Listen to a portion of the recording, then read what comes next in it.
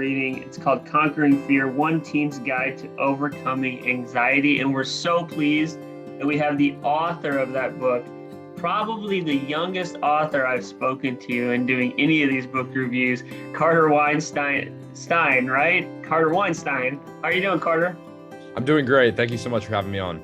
You bet, you bet. So listen, firstly, so I read that you wrote this book. Again, the book is called Conquering Fear, One Teen's Guide to Overcoming Anxiety as a senior in high school. That's right. Yeah, that's correct. And so how does a senior in high school, okay, so tell me about like how this came to be. Yeah, so I wrote Conquering Fear because in my own battle with anxiety, I found that there was a bit of a disconnect between the professionals who were actually writing the books on the shelves and the teens who needed to read them. In my experience, I felt that there was a need for a book that was actually written by a teen for teens, overall, just to reduce the stigma of mental health and hear it from a teen's perspective. Okay. So as a father, so I have five kids, only one teenager. So actually two teenagers, right? So still tiptoeing into these teenage years, Yeah. all the issues, all the new stuff. You go as a parent, my perspective is, I've gone from sort of this manual labor of getting my kids in the right spots, shepherding them through life. And then you get into this kind of more intellectual stuff, the more psychological type stuff. How do I help them better? So, like, what would you tell parents either interested in your book or listen to this about how to look for signs of anxiety or extreme fear with their kids and teens? Yeah, it's a great question. I mean, I would say that anxiety and stress itself, manifest in very different ways for everybody. That can look like a number of different things. For me, it was acute separation anxiety. So I have had difficult time throughout my life, being away from my parents, being away from my friends, and being away from my home environment. Now, granted, had I not gone through this process of continued exposure therapy, wanting to try new tips, new tricks that I mentioned throughout the book, then I would not have been able to get to college where I am today. So what? So I in the book, a couple different things stuck out. Right, stuck out to me again from the lens of a parent, and like almost as if you're my child writing this book, and I'm trying to figure out what's going on. So this crippling anxiety that you experienced as a kid was connected at first to being away from your parents, away from your home, and it was in the context of going to some kind of sleepaway camp, right? So just why don't you just tell the audience just a real quick snippet of that story and what you learned not only about your anxiety, but how your parents are going to react to that anxiety from that overnight trip. Sure. So the first time I really experienced any sort of anxiety, panic attack, whatever you want to call it, was, I was just after third grade, so some time ago. I went down to a sleepaway camp for the first time in Austin, and I'm from Dallas, and so essentially, not only had I not been to Austin before, which might not seem like it's far away, it was not just in the middle of the city; it was in a pretty remote, desolate area. So, I didn't really have any form of communication with my parents, via phone. The only thing that we could really do was write them letters. And to make matters worse, the letters didn't arrive until the day that the camp ended. So you got to like imagine that, communication was almost non-existent. So I always had a bit of an issue like spending the night at friends' houses. For whatever reason or another, I liked my bed, I liked the comfort of my house. And I think a lot of people can relate to that. Where my anxiety differed is that, when I arrived at sleepaway camp or any of these other programs that I've done over the years, was that my body and my mind was essentially in a state of shock, and I couldn't really pull myself out of that state. One of the things that was incredibly difficult was that I didn't have the terms, I didn't have the tips or the tricks to be able to diagnose or mitigate those symptoms. My parents were incredibly accepting.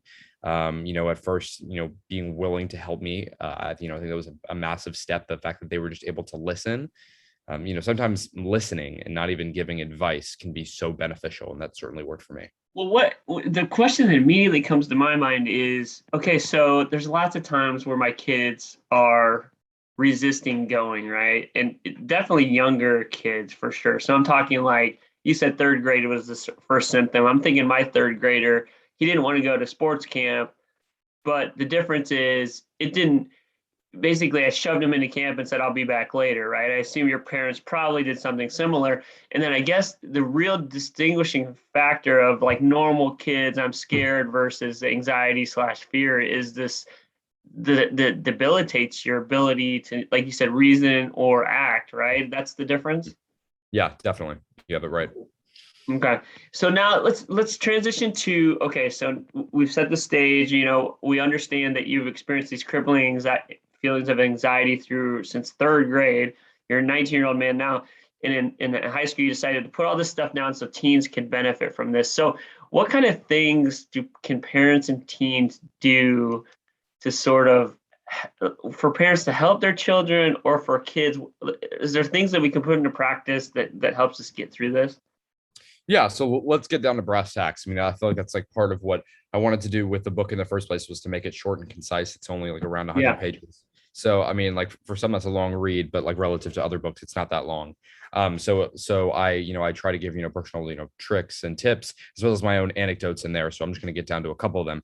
I would say that the first one, and one of the largest ones, is accepting that you're not alone in this experience. And I'm not just talking about other teens. Some of the most successful individuals, athletes, celebrities, business professionals, what have you, are all deal with anxiety and mental stress, whatever it has, whatever it may have you. Everybody has their own idiosyncrasies and mental trepidation. So I think that's the first step, is realizing that you're not alone in that process. You've got to be willing to work and try new things. There's going to be so many setbacks along the way. If it was easy, anybody would do it overnight. There's no magic pill that's going to automatically cure it.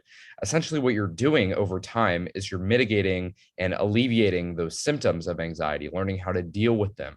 Your anxiety and your stress is not going to go away. It's much more of like you being better equipped, to deal with that. I'm sure like anybody can attest, even if they had anxiety or stress from an early age, and they've built up and become so much better at managing it, it still is a management process. It's not like it's not there anymore. Everybody's going to have days when they're stressed. Everybody's going to have days when they're feeling apprehensive about, one thing or another, whether it's You work still or have them family. now. You still have them now? Yeah. Oh yeah. I mean, like, not, it's interesting that, so I'm in college now. Not like it was before. And I think it's a couple of things. I think it's partly, what I've had to do over the years in terms of the tips and tricks, in terms of, exposure therapy, exposing myself into these uncomfortable situations. But also I think a factor is a bit of maturity too. One of the things that really helped me was being able to pull myself out of the situation. It's just like it's realizing that there's a world going on outside of your anxious state.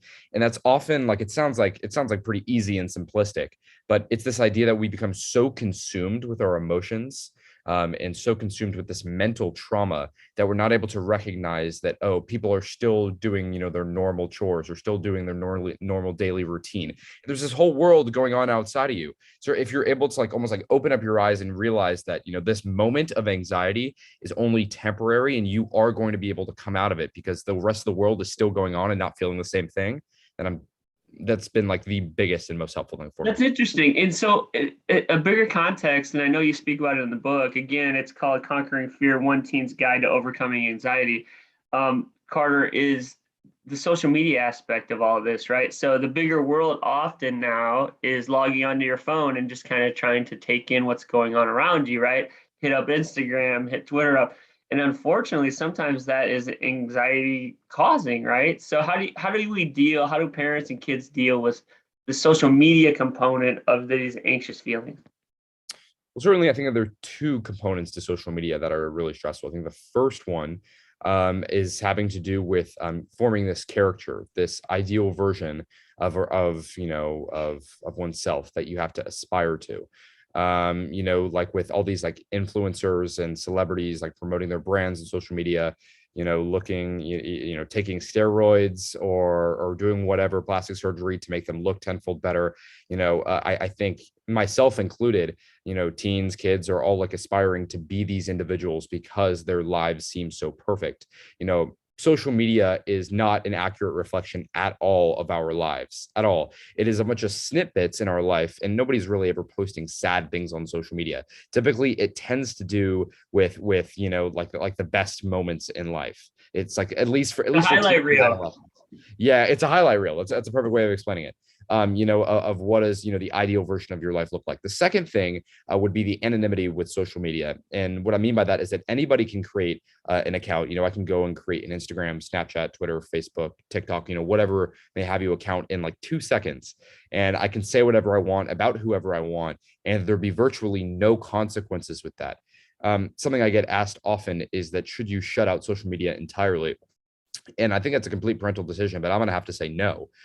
Social media is not only going to always be here, but it's only growing and exponentially increasing. Kids are getting social media at a younger and younger age. Yeah. And so if we're able to adapt and better prepare our kids and prepare our teens for, the stresses that come along with social media, I think that they're going to be a lot more successful and put up in a situation. Yeah, I tend to agree with you on that. And I think it's easy for a parent like me to take a broad brush and go, black or white on these things. And unfortunately, a lot of our lives are living in the gray.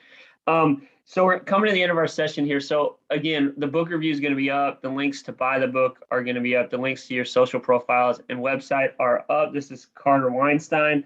He wrote the book, Conquering Fear, One Teen's Guide to Overcoming Anxiety. I found it super helpful. As you said earlier, it's a quick read, 100 pages or so, helpful tips, pragmatic advice, not high level, hoity-toity, fluffy stuff. It's actually things that as a parent, we can go and say, okay, I needed to either, my son might be feeling that, or when my son reacts that way, is it normal or is it something I need to pay attention to?